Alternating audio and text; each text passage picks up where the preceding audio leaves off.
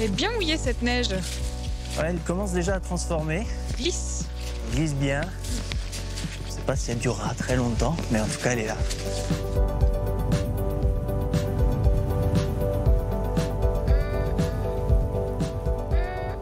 Aujourd'hui à la découverte d'un joli petit ruisseau qui façonne toute la vallée. Là, c'est le Lagnon. C'est ça, exactement, ouais. Avec Quentin, qui est notre guide. Et dis-nous par où on va passer. Alors en fait, on va remonter le Lagnon à contre-courant. On va en partant du village d'Albepierre. On va passer par quelques jolies cascades. Et puis on ira jusqu'à gagner un très beau buron. Puisque en fait, on part d'un village pour monter vers ce qu'on fait à la belle saison en amenant les troupeaux sur les hauteurs. D'accord, donc du patrimoine, des cascades, de l'eau, de la montagne, plutôt des ingrédients qu'on aime bien dans leur sentier. C'est parti.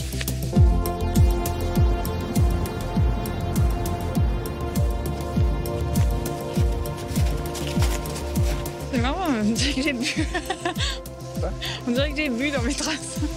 Je marche pas droit, du tout.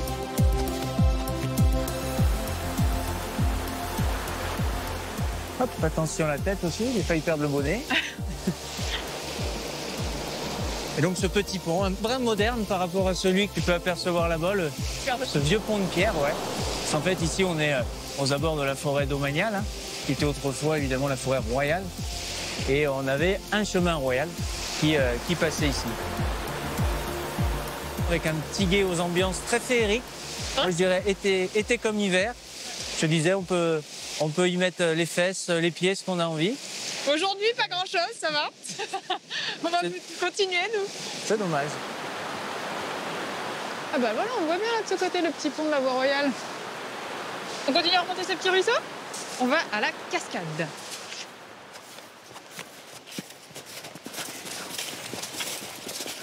C'est joli cette ambiance dans la forêt. Avec la neige, ça enchante encore un peu plus le paysage.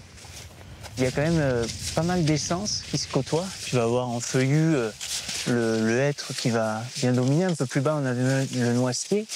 Mais on va surtout avoir des résineux ici qui vont cohabiter, comme l'épicéa, le mélèze, le sapin blanc. Le sapin blanc est le résineux autochtone. Donc c'est des forêts dont on dit qu'elles sont mixtes. Oula, oui, fais attention. Mais... C'est pas grave. Elles sont aussi très riches, évidemment, pour la biodiversité, quoi.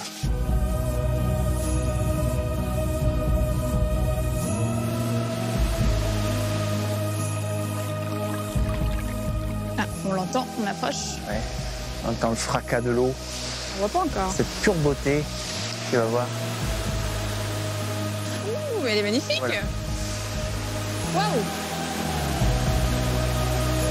Spectaculaire. Et ouais, surtout que là, en ce moment, avec les neiges qui fondent, finalement, ça gonfle le torrent. Ouais, il y a une belle chute, là. Ouais, là, on n'a pas envie d'y prendre la douche, pour le coup. Non, là, reste un peu à l'écart. Elle s'appelle comment? La cascade des Vergnes. Alors, Vergne, on le sait bien dans le pays, l'Auvergne. Oui. Le Vergne, c'est le nom traditionnel qu'on donne à l'aulne. Et l'aulne, c'est un arbre qui aime être au bord de l'eau. D'accord.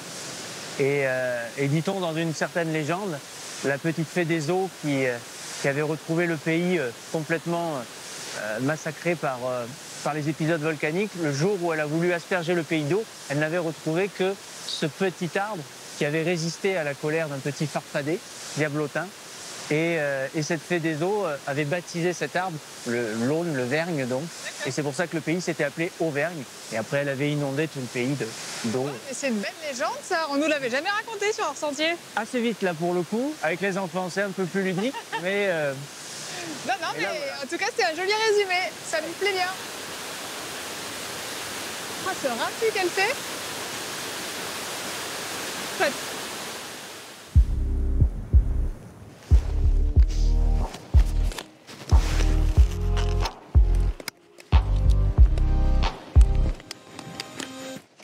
Allez, raquette aux pieds. Super. On va maintenant pouvoir aller... Oh, mais là, c'est trop beau, hein. Wow.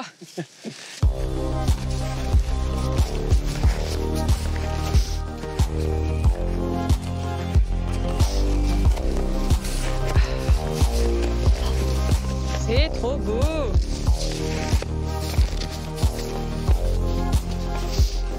C'est magnifique, on fait notre propre trace.